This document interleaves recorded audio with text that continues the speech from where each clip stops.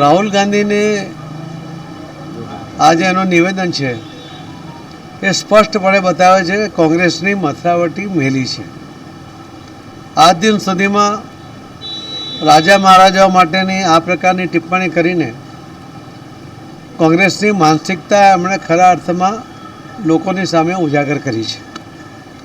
રાજા મહારાજાઓને પણ આટલા વર્ષોના કોંગ્રેસના શાસનમાં જે અનુભવો થયા છે એનાથી જ એ લોકો કોંગ્રેસથી દૂર પણ થયા છે. અને આજે અને આ સિવાયના પણ કે જે નિવેદનો હતા કે અમે એક એક વ્યક્તિનો સર્વે કરાવીશું, સર્વેમાં જે આવશે એમાંથી અમે પૈસા લોકોને વેચી દઈશું.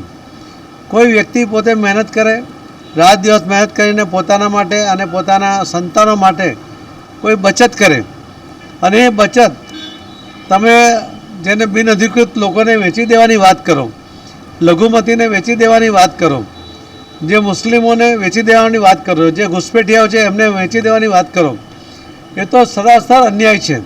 અને ભારતીય જનતા પાર્ટી કોઈ પણ સંજોગોમાં આવા એમના કરતૂતોને ચલાવી લેશે નહીં.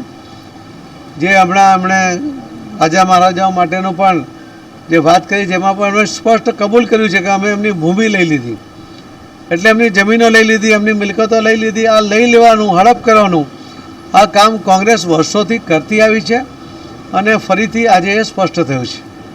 ધન્યવાદ.